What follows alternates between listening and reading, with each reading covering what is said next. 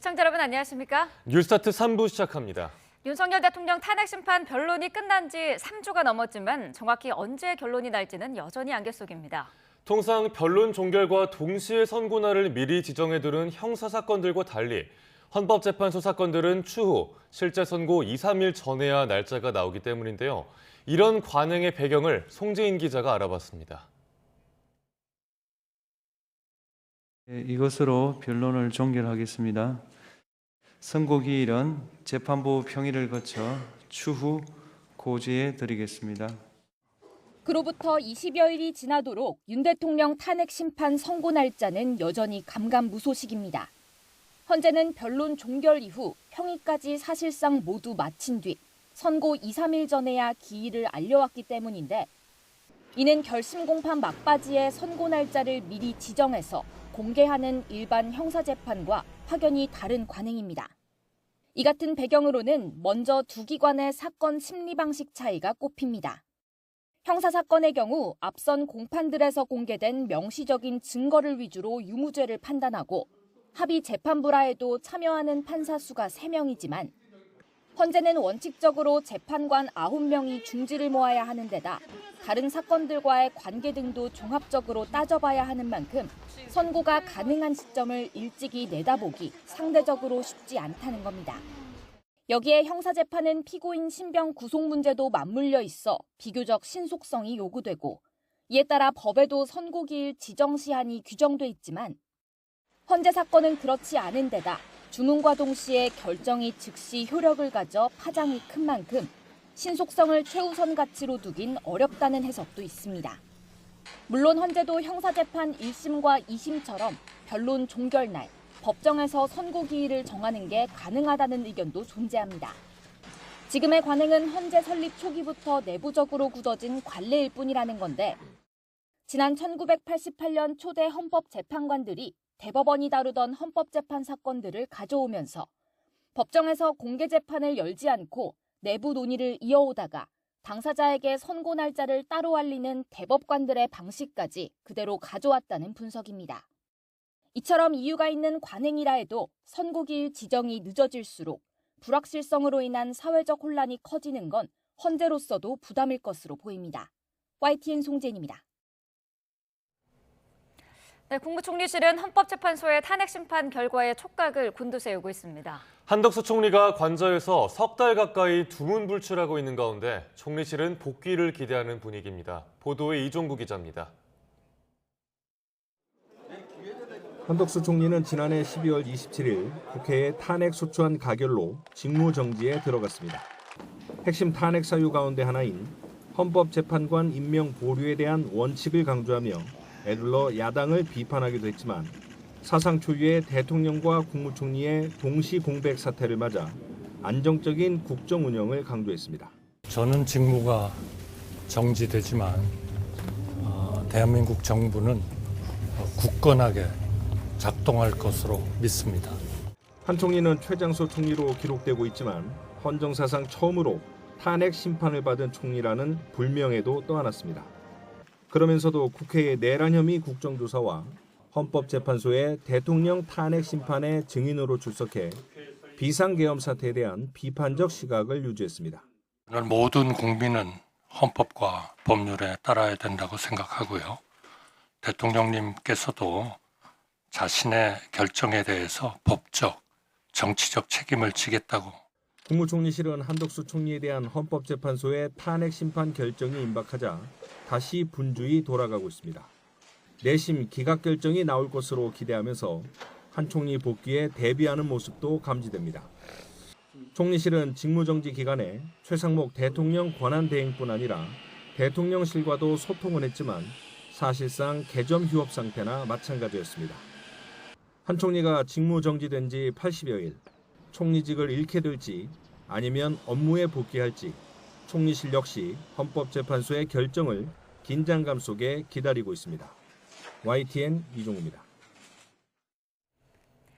윤석열 대통령의 내란 혐의 형사재판 두 번째 준비기일이 오는 24일에 열립니다. 구속 취소로 힘을 받은 윤 대통령 측이 공소 기각을 주장할 가능성이 있습니다. 김영수 기자가 보도합니다. 구속 취소 청구 카드가 먹히면서 체포 이후 구속 기소됐던 윤석열 대통령은 52일 만에 풀려났습니다. 그동안 특별한 메시지 없이 관저에 머문 가운데 내란 혐의 형사재판의 2차 준비기일이 열립니다. 첫 번째 준비기일에서 기록 검토를 마치지 못했다며 입장을 밝히지 않았던 윤 대통령 측은 조금 더 공세로 전환할 것으로 보입니다. 구속 취소 인용 사유 가운데 하나였던 공수처의 수사권 논란을 고리로 공소 기각을 주장할 가능성이 거론됩니다. 재판부가 직접 수사 과정에 대한 의문이 없어야 한다고 밝혔기 때문입니다. 하지만 검찰은 내란죄 수사권이 있는 경찰에서 윤 대통령 사건을 넘겨받아 함께 기소한 만큼 문제될 게 없다고 반박합니다. 군과 경찰 사건을 각각 합친 재판부가 윤 대통령 사건까지 병합할지도 주목됩니다. 대부분 피고인이 구속 상태라 1심 최대 구속 기간인 6개월 내 선고를 위해 재판의 속도가 붙을 가능성이 큰데 핵심 인물 가운데 유일하게 불구속 상태인 윤 대통령이 어떤 입장일지 관심입니다. 내란 혐의 형사재판의 핵심은 결국 국헌을 문란하게 할 목적으로 폭동을 일으켰는지입니다. 탄핵 심판 쟁점보다는 좁혀지지만 절차적으로 조금 더 엄격한 형사재판에서 검찰과 윤 대통령 측의 치열한 공방이 예상됩니다. YTN 김영수입니다. 주말인 오늘 오후 서울 도심 곳곳에서 윤석열 대통령 탄핵을 촉구하거나 반대하는 대규모 집회가 예정돼 교통 혼잡이 우려됩니다. 서울경찰청은 오늘 오후 퇴진 비상행동 등 탄핵 찬성단체가 사직로와 율곡로 일대에서 집회를 개최하고 종로 방향으로 행진할 예정이라고 밝혔습니다. 자유통일당 등 탄핵 반대단체는 세종대로 일대에서 집회를 여는 걸로 파악됐습니다. 서울 여의도에서도 탄핵 반대단체인 세이브코리아가 의사당대로에서 대규모 집회와 행진을 개최합니다. 경찰은 집회 행진구역 주변에 가변 차로를 운영하고 교통경찰 220여 명을 배치해 차량 우회 등 교통관리를 할 예정이라며 가능하면 대중교통을 이용해달라고 당부했습니다. 윤석열 대통령 체포영장 집행을 방해한 혐의를 받는 김성훈 경호차장과 이광우 경호본부장이 구속을 면했습니다. 법원은 두 사람이 증거인멸이나 도주 우려가 없다고 판단했는데 경찰 수사에 제동이 걸리게 됐습니다. 권민석 기자입니다. 경찰서 유치장에서 대기하던 김성훈 경호차장이 홀가분한 모습으로 걸어 나옵니다. 구속갈림길에서 기사회생한 김 차장은 추후 사법 절차에 충실히 응하겠다고 밝혔습니다. 재판부의 현명한 판단에 감사드리고 향후 어떤 사법 절차도 충실히 따르겠습니다. 이상입니다. 서울 서부지법은 12시간 가까이 심사한 끝에 김 차장과 이광우 경호본부장의 구속영장을 모두 기각했습니다. 두 사람이 혐의를 다투어 볼 여지가 있어 지금 구속하는 건 방어권을 제한할 수 있다는 겁니다. 또 증거도 충분히 수집돼 있어 증거인멸이나 도주 우려도 없다고 판단했습니다. 이들은 지난 1월 공수처와 경찰에 윤석열 대통령 체포영장 집행을 방해하고 보안폰 기록 삭제를 지시한 혐의 등으로 경찰 조사를 받아왔습니다. 구속영장은 검찰 단계에서 수차례 반려됐고 서울고검 영장심의위까지 거쳐 청구됐는데 법원 결정으로 경찰 수사엔 급제동이 걸렸습니다. 경찰 특수단은 기각 사유를 분석해 수사 방향을 결정할 거라고 했지만 대통령실 압수수색을 가로막아온 경호처 수뇌부가 자리를 지키게 되면서 핵심 증거로 꼽혀온 비화폰 서버 확보 등도 당분간은 어려워 보입니다. YTN 권민석입니다. 대통령 대리인단은 경호처 간부들에 대한 구속영장이 기각된 것을 환영한다면서 공수처의 위법 수사와 경찰청 국가수사본부의 불법 행위에 법원이 또 한 번 경고를 한 것이라고 주장했습니다. 이어 경호처 간부들은 국가 안보와 대통령 경호를 위해 정당한 직무 집행을 한 것이고 증거인멸을 위한 부당한 지시도 하지 않았음이 확인됐다면서 경찰의 보복 수사를 즉각 중단하라고 촉구했습니다. 윤석열 대통령 부부의 공천 개입 의혹 등 명태균 씨 관련 의혹을 수사하는 검찰이 김종인 전 국민의힘 비상대책위원장을 소환했습니다. 서울중앙지검 명태균 의혹 전담수사팀은 어제 김 전 위원장을 참고인 신분으로 불러 조사했습니다. 김 전 위원장은 지난 2020년 김영선 전 국회의원 소개로 명 씨를 안게 된 후 전국 현안에 대해 논의한 것으로 알려졌습니다. 앞서 명 씨는 지난 2021년 서울시장 보궐선거 당시 각종 여론조사 결과를 김 전 위원장에게 보고하고 당시 후보자였던 안철수 국민의힘 의원과 오세훈 시장의 단일화를 제안했다고 주장했습니다. 네, 법원이 이재명 더불어민주당 대표의 대북 송금 사건 재판부 법관 기피 신청 각하 결정을 한 달 동안 6차례 발송했지만 이 대표가 수령하지 않은 것으로 파악됐습니다. 재판 지연 전략 아니냐는 지적이 나오는데 검찰은 재판을 재개해달라고 법원에 요청했습니다. 유서연 기자입니다. 더불어민주당 이재명 대표가 수원지방법원의 대북 송금 사건 재판부 법관 기피 신청 각하 결정을 한 달째 수령하지 않은 것으로 파악됐습니다. 이에 따라 기피 신청으로 절차가 중단됐던 이 대표의 대북 송금 재판은 3개월째 멈춰 있습니다. 지난해 6월 기소된 이후 3차례 공판 준비 기일만 진행됐기 때문에 본격적인 재판은 기소 9개월째 진행되지 않고 있는 셈입니다. 앞서 이 대표는 당시 수원지법 형사 11부가 사실관계가 같은 이화영 전 경기도 평화부지사의 외국환거래법 위반 혐의 1심 사건을 유죄 판결한 만큼 공정한 재판을 기대하기 어렵다며 기피 신청을 했습니다. 약 2개월 뒤 법원은 법관 정기 인사로 담당 판사 3명이 모두 바뀌었기 때문에 기피 신청이 의미가 없어졌다는 취지로 각하 결정을 내렸습니다.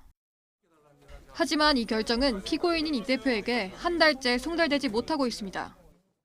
사유는 당사자가 없고 문이 닫혀 있다는 패문 부재였습니다.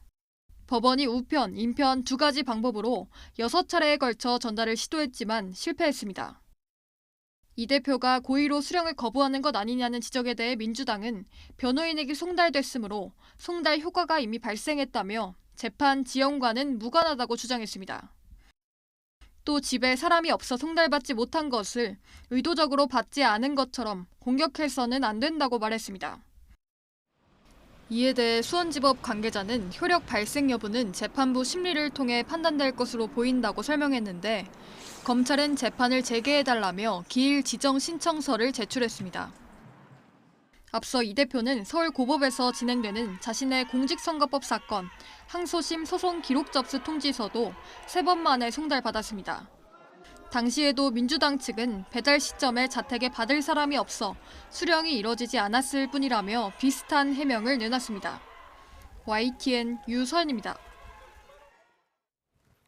최근 국민의힘 안에선 탄핵 정국 뒤가 더 걱정이란 우려가 적잖게 나오고 있습니다. 탄핵이 인용되면 지지층의 성난 민심을 달래가며 조기 대선을 준비해야 하지만 기각 또는 각하된다 해도 전국을 수습할 뾰족한 수가 없다는 고민입니다. 여당의 딜레마를 강민경 기자가 정리했습니다. 헌법재판소 앞에 모인 국민의힘 의원 32명은 한 목소리로 대통령 탄핵 각하를 외쳤습니다. 한덕수 총리에 이어 윤 대통령 탄핵 심판 선고 기일도 곧 나올 거란 관측에 지난 12일부터 이어가던 릴레이 시위의 동력을 한층 끌어올린 겁니다. 절차적 적법성조차 갖추지 못한 것임이 드러난 대통령에 대한 탄핵 청구는 마땅히 각하되어야 하며 시위나 탄원서 등 탄핵 반대 주장에 동참한 여당 의원은 108명 가운데 80여 명에 달합니다. 사실상 반탄이 국민의힘 당론에 가깝게 자리매김했다는 해석이 나오는 배경입니다. 문제는 헌재 선고가 나온 뒤 특히 탄핵이 인용됐을 때 출구 전략이 마땅치 않다는 겁니다. 반탄 기류가 거세질수록 최근 강성 지지층 사이에선 거리의 정치와 거리를 두는 당 지도부를 향한 불만이 확산하고 있습니다. 지도부가 생각을 달리하는 의원님들께서는 또 지금 장외에서 또 열심히 투쟁하고 있으니까 이 때문에 대통령이 파면될 경우 강성 지지층의 반발을 수습하지 못하고 불가피 조기 대선 준비에도 차질이 생길 수밖에 없다는 우려가 나옵니다. 최근 일부 의원들 사이에서 장외 투쟁에 앞서 내부 단합부터 했어야 한다는 후회가 나오는 것도 같은 맥락입니다. 헌재 결정이 국민들이 전혀 만족하지 못하는데 그리고 불만스럽고 아니라고 외치는데 자제하라고 한다고 그게 되겠습니까? 탄핵안이 기각 또는 각하되더라도 일단 대통령 파면이란 최악의 경우를 피할 수 있게 되지만 전국을 수습할 묘안이 없기는 마찬가지로 보입니다. 여당은 윤 대통령 직무 복귀와 동시에 정치개혁에 시동을 걸겠다는 입장이지만 야권의 거센 저항에 부딪힐 게 불보듯 뻔한 상황에서 국정 운영 동력을 되찾거나 협치를 이루기가 사실상 불가능하다는 분석도 나옵니다. 여권 내에서는 대통령이 직무에 복귀해도 탄핵 찬성 여론이 꾸준히 과반을 유지해온 만큼 국민 반발을 극복해 나가기가 쉽지 않을 거란 관측이 더 많습니다. 당장 내년도 지방선거도 다가오는 만큼 당 지도부는 전국 돌파구 마련에 고심에 고심을 거듭하는 분위기입니다. YTN 강민경입니다. 윤석열 대통령 탄핵 심판이 길어지는 가운데 최근 더불어민주당 이재명 대표의 발언이 거칠어졌다는 평가가 나옵니다. 자칫 중도층이 등을 돌릴 우려에도 우선은 지지층 다잡기에 나선 거란 해석입니다. 김경수 기자입니다. 지난 19일 광화문 현장 최고위원회의에서 이재명 대표는 최상목 대통령 권한대행을 작심 비판했습니다. 최 대행이 마은혁 헌법재판관 후보자를 임명하지 않고 보란 듯이 헌정 질서를 어지럽히고 있다며 이렇게 말했습니다. 최상목 대통령 직무대행은 지금 이 순간부터 국민 누구나 직무유기 현행범으로 체포할 수 있기 때문에 몸조심하기 바랍니다. 준비한 원고에 없던 즉흥 발언이었는데 당장 여당에선 맹비난이 쏟아졌습니다. 이재명 대표가 최상목 권한대행을 향해 조폭이나 할 법한 몸조심하라는 그건을 퍼부었습니다. 이재명 대표는 본인의 테러 주장 발언을 국민 앞에 석고대죄하고 민주당 친이재명계는 이 대표 발언이 과격했다면서도 최 대행을 향한 국민 분노를 대신 표현한 거라며 수습에 나섰습니다. 헌정 질서가 무너지고 있는 이 상황에서 지금 대통령 권한대행이 그 책무를 다하지 않는 거에 대한 좀 강력한 지적 정도에 불과한 거 아니겠습니까? 이 대표도 진위를 왜곡하지 말라며 여권의 사과 요구를 일축했지만 체포당할 수 있으니까 조심하시라 이게 말이었는데 그렇게 왜곡하지 않으면 좋겠습니다. 차기 대권을 노리는 사람의 발언으로는 부적절했다는 지적이 당 내에서도 나왔습니다. 차기 대통령 후보를 생각하시는 분은 좀 신중한 말씀을 해야 되는데 부적절했다. 저는 그렇게 생각합니다. 앞서 당내 통합 행보에 찬물을 끼얹었던 비명계 검찰 내통설 발언까지 다시 소환되는 등 이 대표의 입이 아슬아슬하다는 평가가 적지 않습니다. 그간 공을 들여온 외연 확장 행보가 무색하게 중도층의 비호감 여론이 강해질 수 있다는 겁니다. 이재명 대표가 마음이 조급해지니까 평소에게 폐륜적인 막말을 쏟아내던 그 본성이 튀어나온 것입니다. 다만 탄핵 정국이 예상보다 길어지며 피로감이 누적되는 상황에서 지지층 결집을 노렸다는 해석도 있습니다. 자칫 역풍을 불러올 수 있다는 걸 알면서도 이재명 대표가 강공에 나섰다는 건데 그만큼 윤석열 대통령 파면에 사활을 걸고 있다는 뜻으로도 풀이됩니다. YTN 김경수입니다.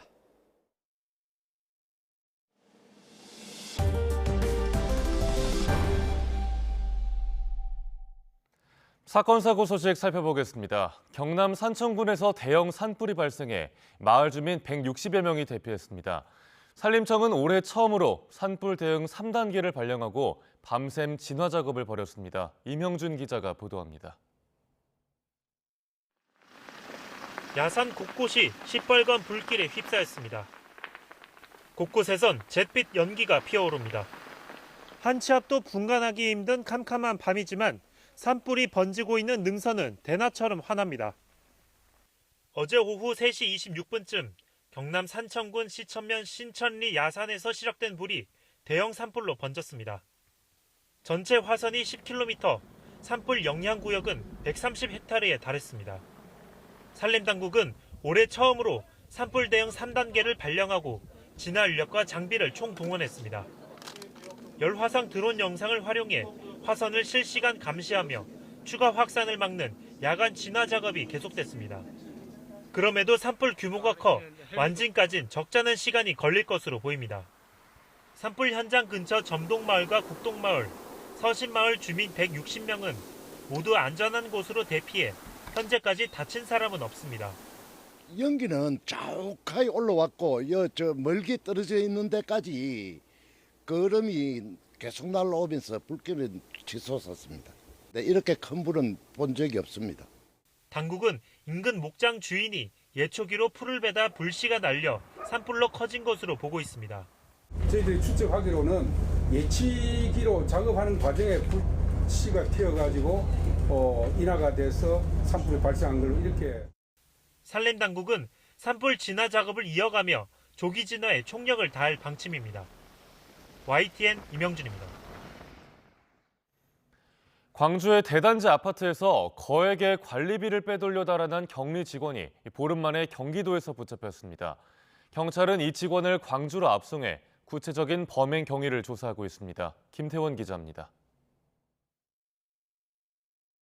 광주 월곡동의 대단지 아파트에서 격리 업무를 해온 40대 여성 A씨는 지난 5일 출근하지 않고 갑자기 잠적했습니다.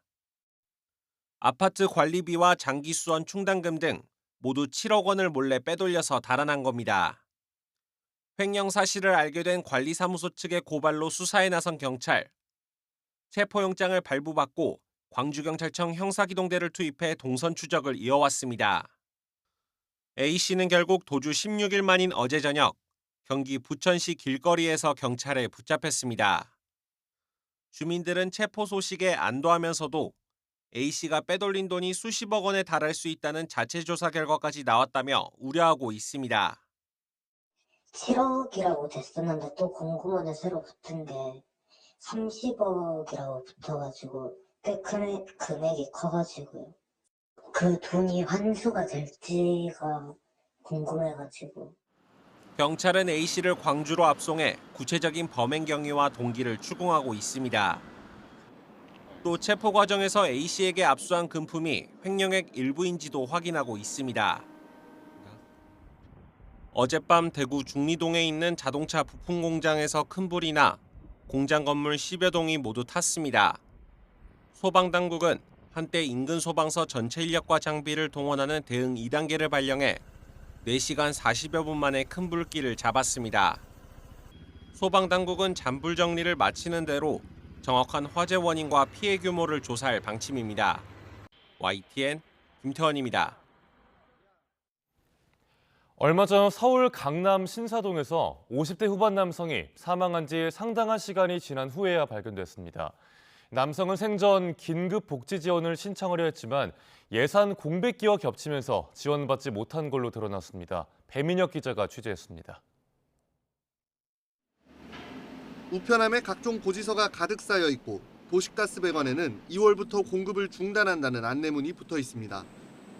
몇 달째 전기요금이 밀리고 연락도 안 되자 집주인이 경찰에 신고했고 50대 후반 남성 A씨가 방 안에서 숨진 채 발견됐습니다. 사망하고 상당한 시간이 지난 것으로 추정되는 A씨는 생전 인근 주민과도 큰 교류가 없던 것으로 보입니다. 여기 있는 사람들은 낮에는 나가서 일하고 밤중에 들어와서 잠만 자니까 우리 듣긴 들었는데 몰라. 누가 들어온가 누가 나간지를 우리는 몰라. 강남구청은 지난해 취약계층 발굴조사에서 A씨를 복지 사각지대 발굴 대상으로 선정해 상담을 받으라는 안내문을 보내고 방문도 했지만 부재 중이라 A씨를 만나지는 못했습니다. 그러던 A씨가 긴급 복지 지원 사업을 신청하고 싶다며 주민센터에 전화한 건 지난해 12월 30일이었습니다. 하지만 연말이라 예산이 소진돼 도움을 받을 수 없었습니다. 지난 1월 15일에는 A씨가 관할 주민센터를 방문했지만 이때도 도움을 받을 수 없었던 것으로 확인됐습니다. 이와 관련해 구청 측은 긴급 복지 지원 사업의 경우 국가와 시, 구의 예산이 일정 비율대로 투입되는데 A씨 방문 당시 아직 국가 예산이 확보되지 않은 상태였다고 설명했습니다. 그러면서 예산이 남으면 반환해야 하기 때문에 연말에 맞춰 최대한 복지 사업의 예산을 모두 쓰고 연초에는 예산을 받는 데까지 다소 시간이 걸리는 실정이라고 덧붙였습니다. 전문가들은 공적 예산의 공백기를 메우기 위해 사회복지재단 등 민간 자원과의 연계가 필요하다고 조언합니다. 공적 자원이 예산 소진으로 인하여 급하게 연결이 어려울 때에는 민간 자원을 연계하는 방법도 있습니다. 공과 민이 함께 연계되어서 서비스가 즉각적으로 이루어질 수 있도록 평소에 협력 체계를 구축하고 지난 2023년에 말 3,000명이 넘게 고독사한 가운데 복지 사업의 공백을 메우기 위한 제도적 개선이 필요해 보입니다. YTN 배민혁입니다. 집단 휴학에 동참했던 연세대와 고려대 의대생 절반가량이 1학기 복귀 신청을 한 것으로 파악됐습니다. 완전히 돌아온 건지 아직 단정할 수는 없지만 예상을 깬 복귀 움직임이 다른 대학에도 영향을 미칠지 주목됩니다. 이승민 기자가 보도합니다. 전국 40개 의과대학 중 어제부로 1학기 등록을 마감한 학교는 연세대 서울과 원주 캠퍼스, 고려대, 경북대, 차의과대 의학전문대학원 등 5곳입니다. 여기서 연세대 의대생 절반가량이 복학을 신청한 것으로 파악됐습니다. 6개 학년 700명 가운데 300명 넘게 1학기 등록을 한 것으로 전해졌습니다. 고려대는 세부 현황을 공개하지 않았지만 연세대와 비슷한 수준으로 알려졌습니다. 차의과대 관계자도 걱정했던 것보다 많은 학생이 등록했다고 밝혔습니다. 지난 1년간 집단 휴학 투쟁을 벌여온 의대생 사이에서 유의미한 변화가 감지된 겁니다. 의대 학장단 협회도 상당수가 복귀하고 있다며 주저하는 학생은 더 미루지 말라고 독려하기도 했습니다. 이달 말까지 나머지 35개 의대 등록 기한이 대부분 끝나는데 일부 대학은 미등록 휴학생에게 재적 예정 통보서를 보낼 계획입니다. 앞서 의대 의전원 학생협회는 정부의 휴학 불허 방침에 소송 등 모든 수단을 동원하겠다고 반발했지만 연대와 고대 의대생이 예상보다 많이 복귀 신청을 하면서 다른 대학에 미칠 영향이 관심입니다. 다만 학생들이 재적을 피하려고 등록만 한 뒤 수업을 안 들을 가능성도 있어 교육부는 오는 31일 실제 수업 참여 여부를 파악할 예정입니다. 학생들이 전부 돌아오면 2026년 의대 정원을 3,058명으로 되돌리겠다고 교육부가 밝힌 터라 복귀 결과에 따라 증원 문제도 결정될 전망입니다. YTN 이승민입니다. 네, 경찰이 의대생 수업 복귀를 방해하는 행위에 대해 엄정 수사하겠다고 밝혔습니다. 복학한 동료들을 온라인에서 모욕한 혐의로 의대생 2명을 검찰에 넘겼는데 혐의가 무거울 경우 구속 수사도 추진한다는 방침입니다. 부정원 기자가 보도합니다. 대학마다 의대생 복귀 시한이 다가오는 가운데 최근 온라인 커뮤니티에서는 복귀한 동료들을 향한 비난이 잇따르고 있습니다. 복학한 학생을 공개적으로 모욕하거나 허위 사실을 담은 글을 올리는 것은 물론 카카오톡 단체 대화방에서 수업 불참을 강요하고 따르지 않으면 SNS상에서 조리돌림하는 행위가 대표적입니다. 교육부가 수업 복귀를 방해하는 행위라며 수사를 의뢰했는데도 좀처럼 잦아들지 않자 경찰이 본격 대응에 나섰습니다. 최근 의대생들의 수업 불참을 강요하거나 복귀 의대생을 비난하는 게시글 8건을 서울경찰청 공공범죄수사대와 사이버범죄수사대 등 직접 수사부서에 배당하고 수사를 이어왔는데 이 가운데 온라인 커뮤니티 DC인사이드나 의사와 의대생들이 주로 사용하는 메디스태프에 복귀한 동료들을 공개 비난하고 모욕하는 게시글을 올린 의대생 2명을 검찰에 불구속 송치했습니다. 경찰청은 학업 복귀를 방해하는 행위는 학습권을 침해하는 중대한 범죄 행위라며 중한 행위죄에 대해서는 구속 수사를 추진하는 등 상응하는 책임을 묻겠다고 밝혔습니다. YTN 부장원입니다. 서울행정법원이 어제 김창수 전국의과대학 교수협의회 회장 등 33개 의대 교수협의회 대표들이 보건복지부를 상대로 낸 의대 증원 처분 취소 소송 1심에서 각하 결정을 내렸습니다. 재판부는 보건복지부 장관의 의과대학 입학 정원 증원 발표는 항고 소송의 대상이 아니고 의대 교수들에게 소송을 낼 법률상 자격도 없다고 판단했습니다. 정부의 의대 증원 정책에 반발하며 제기된 행정소송에서 본안 판단이 나온 건 이번이 처음입니다. 최근 들어 해외 여행객을 중심으로 홍역 감염이 크게 늘고 있습니다. 특히 베트남으로 여행할 때는 백신을 맞는 게 좋고 1살 이하 영유아는 백신을 맞기 전이기 때문에 각별히 조심해야 합니다. 염혜연 기자입니다. 2급 전염병인 홍역 감염자가 늘고 있습니다. 올해 들어서 지난 21일까지 모두 23명이 걸렸는데 12명은 베트남, 1명은 우즈베키스탄을 방문했고 나머지는 이들과 접촉해 옮았습니다. 감염자는 지난 2월 말부터 큰 폭으로 증가했습니다. 잠복기를 고려하면 개학 전 베트남으로 휴가를 떠났던 여행객들이 많이 걸려온 것으로 추정됩니다. 실제 광주 전남 지역 감염자는 1세 미만 3명과 이들의 부모 등 가족 4명인 것으로 파악됐습니다. 홍역에 걸리면 발열과 기침 등의 증상으로 시작해 온몸에 발진이 생기게 됩니다. 홍역에 걸리지 않기 위해선 백신 접종이 가장 중요합니다. 홍역 유행기였던 1967년 이전 출생자는 자연 항체를 가지고 있는 경우가 많지만 1968년생부터 85년생까지는 접종 여부를 확인해야 합니다. 이후 출생자는 백신 접종이 의무화됐지만 1살 미만은 접종 전이니 주의해야 합니다. 항체가 없다면 출국하기 최소 6주 전부터 2회 접종을 다 하는 것이 좋습니다. 다만 최근 부산에서 확진된 20대의 경우 백신을 2회 접종했지만 감염된 만큼 베트남 등 유행 지역을 방문할 땐 손 씻기와 마스크 착용 등 예방 수칙을 철저히 지켜야 합니다. YTN 염혜원입니다.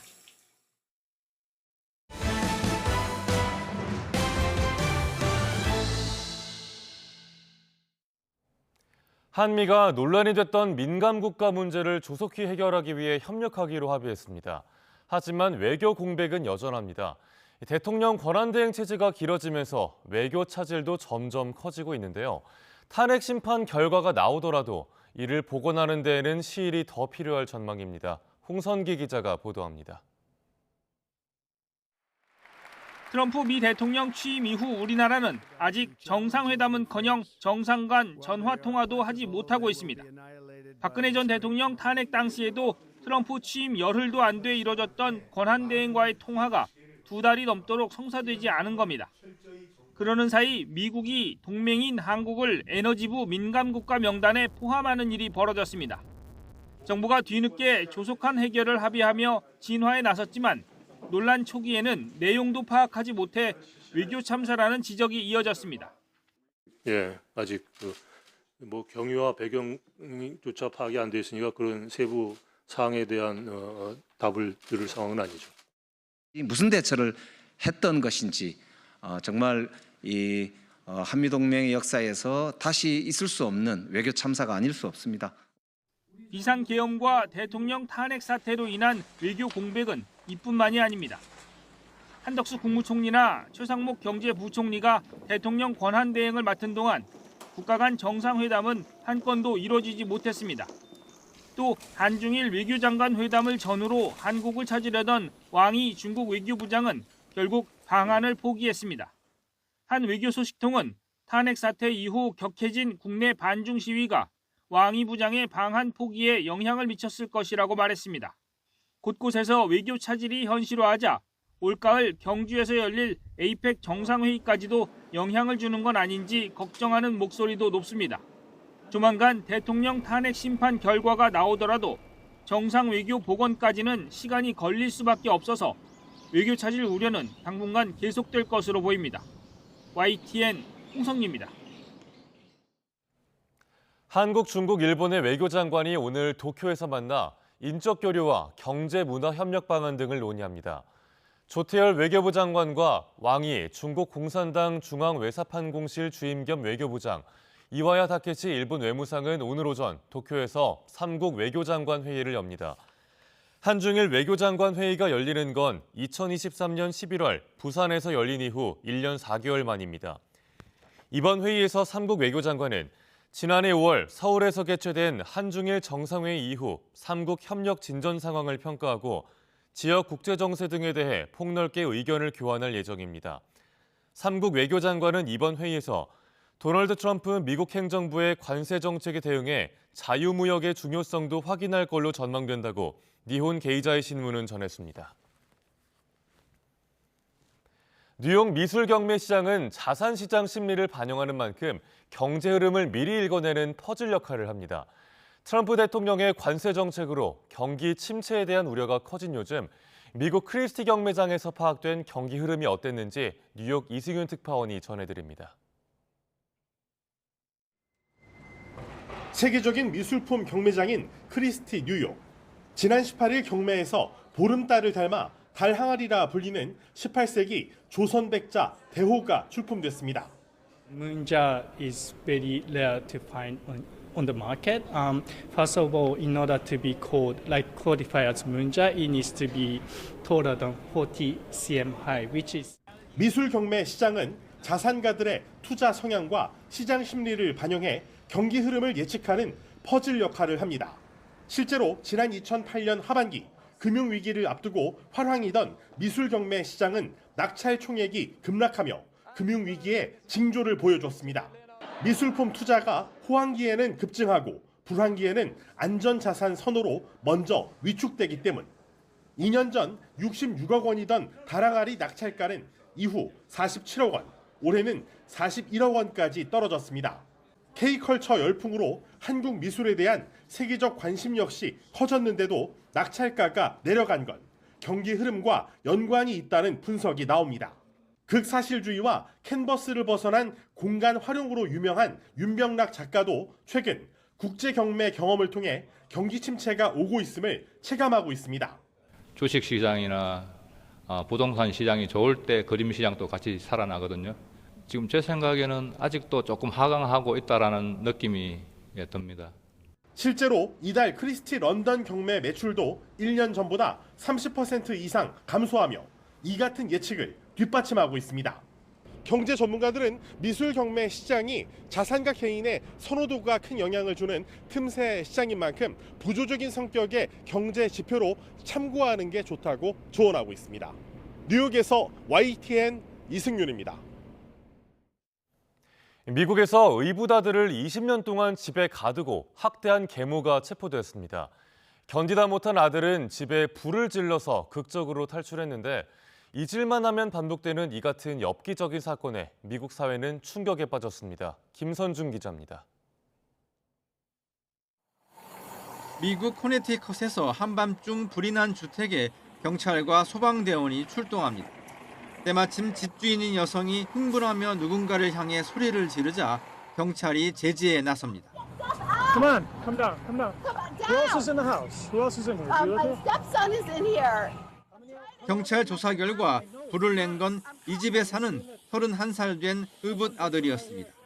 발견 당시 성인이라고는 믿기지 않을 정도로 왜소한 체구에 몸무게는 30kg에 불과했습니다. 남성이 경찰에 털어놓은 건 더 놀랍습니다. 11살 무렵부터 한 평 남짓한 방에 갇혀 살았고 식사는 물론 물도 제대로 마실 수 없었다고 진술했습니다. 33 years of law enforcement, this is the worst treatment of humanity that I've ever witnessed. Right? 변호사를 고용한 계모는 혐의를 부인했지만 미국 경찰은 학대와 감금 등의 혐의로 재판에 넘겼습니다. 미국에서는 지난 2019년에도 아이 넷을 집에 가둔 부모가 붙잡혔습니다. 심지어 두 아이는 가로 세로 1m도 안 되는 개 철창에 감금된 채 심각한 영양실조 상태로 발견됐습니다. 또 지난 2018년에는 13명의 남매가 쇠사슬에 묶여 비참한 생활을 하던 이른바 터핀 가족 사건이 터져 미국 전역에 충격을 안겼습니다. 지난해에도 구독자 230만 명을 보유한 유명 육아 유튜버가 자녀 학대 혐의로 중형을 선고받는 등 인권 선진국이라 자부하는 미국에서 엽기적인 학대 사건이 반복되고 있습니다. YTN 김선중입니다. 홈플러스 최대 주주인 MBK 파트너스의 무리한 투자금 회수 전략에 대한 지적이 잇따르면서 사모펀드 규제 목소리가 커지고 있습니다. 저평가된 기업 인수를 통한 가치 제고라는 사모펀드의 본질적인 기능을 되살리기 위한 방안 마련이 시급해 보입니다. 황혜경 기자입니다. 사모펀드가 국내에서는 생소하던 2003년 외국계 사모펀드 론스타가 1조 3천억 원의 외환은행을 인수했습니다. 상당히 헐값이었을 뿐만 아니라 인수 석 달 만에 주가 급등으로 1조 원가량의 평가이익을 얻고 또 2012년에는 하나은행에 매각해 4조 6천억 원대 차익을 들고 떠나버리자 사모펀드에는 먹튀, 기업 사냥꾼이라는 부정적 이미지가 더 씌워졌습니다. 하지만 저평가된 기업에 투자해 운영 개선 등으로 기업 가치를 끌어올린다는 사모펀드의 순기능 또한 무시할 수 없습니다. 정부도 뒤늦게나마 국내 사모펀드 양성에 나섰고 2004년 12월 제도적 기반이라 할 간접투자 산업운용업법 개정이 이루어졌습니다. 덕분에 초기 4천억 원에 불과하던 국내 사모펀드 규모는 20년 만에 136조 4천억 원으로 350배가량 성장할 수 있었습니다. 하지만 기본적으로 수익 창출이 목적이다 보니 기업 가치 재고나 지배구조 개선 등 장기적 목표를 달성하기에는 구조적 한계가 있다는 지적입니다.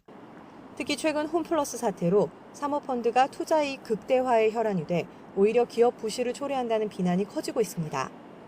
실제로 견실한 가구 기업이었던 한샘은 지난 2021년 IMM 프라이빗 에쿼티에 인수된 뒤 매출과 영업이익 모두 급락했고 밀폐용기 1위인 락앤락 또한 어피니티 에쿼티 파트너스에 매각된 이후 영업이익이 급락하더니 지난해에는 상장 폐지됐습니다.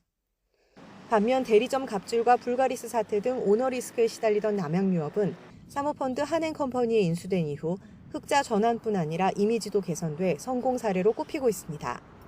이제 투자자가 글로벌화되면서 어쨌든 이익을 취해야 되니까 그러니까 무리하게 되고 날짜 자산을 매각해서 빚부터 갚고 이제 악순환에 빠지는 이제 이런 일들이 벌어지는데 어쨌든 무너지면 안 되잖아요. 어느 정도는 조금 책임을 지우는 쪽으로 가야 되지 않을까.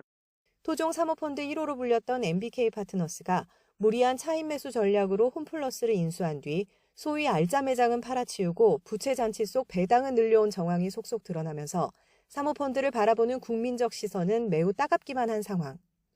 MBK는 영풍과 손잡고 세계 1위 비철금속 재련업체 고려아연과도 지난한 분쟁을 벌이고 있는데 고려아연은 경영권이 넘어갈 경우 기업 가치가 훼손되고 기술이 유출될 거라며 반발하고 있습니다. 20년 역사를 맞은 국내 사모펀드가 끝내 먹튀라는 오명을 떼어내지 못할 위기에 처했습니다. YTN 황혜경입니다. 우리나라 경제 성장률이 오는 2033년까지 평균 1.9%에 머물 걸로 전망이 되는데요. 일하는 사람이 줄어서 생긴 인력난을 해소하지 못하면 그마저도 달성하기 어렵다는 분석이 나왔습니다. 이문석 기자입니다. 청년 구직자들이 구인 게시판을 유심히 살펴봅니다. 기업들도 인재를 놓치지 않으려고 회사 홍보에 정성을 다합니다. 서울에 소재하고 있지 않은 또 대기업이 아닌 기업의 입장으로서는 채용에 상당히 좀 애로를 많이 겪고 있는데 앞으로 기업들 인력난은 더 심화할 전망입니다. 산업연구원은 앞서 우리나라 경제가 2033년까지 평균 1.9% 성장할 거로 예상했습니다. 그러나 한국고용정보원은 노동인력 부족이 심화해 이 같은 성장을 달성하기 어려울 수 있다고 내다봤습니다. 원인은 취업자 감소.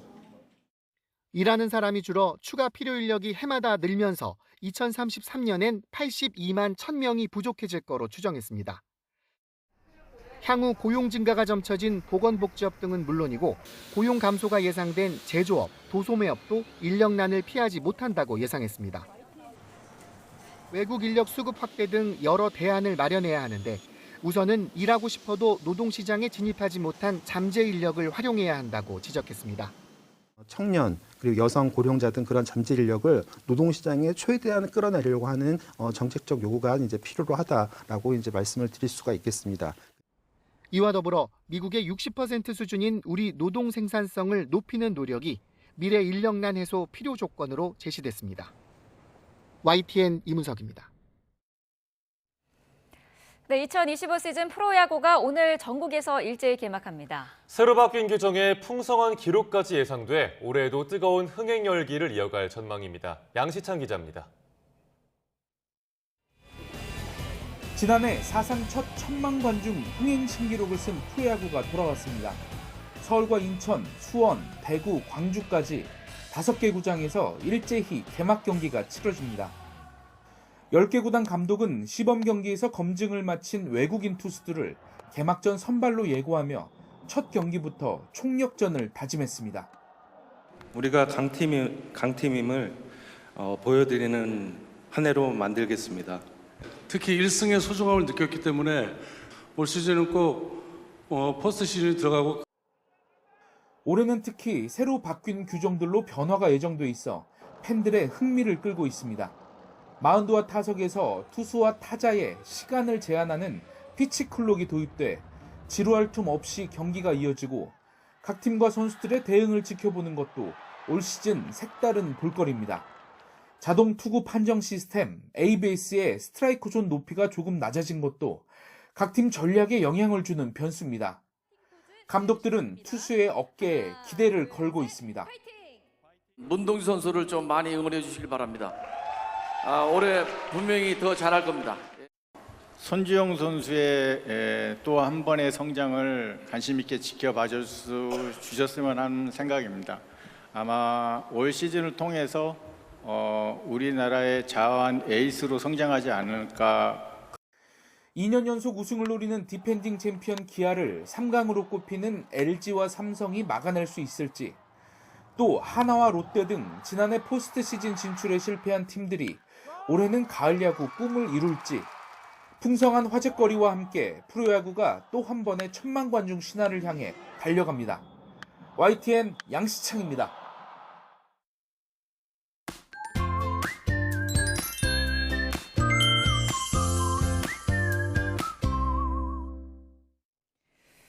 주말을 맞아 산행 가신다면 산불 조심하셔야겠습니다. 현재 동해안을 중심으로는 강풍주의보가, 영남 동부에는 건조주의보가 발효 중인데요. 추가 피해 없도록 불조심해 주시기 바랍니다.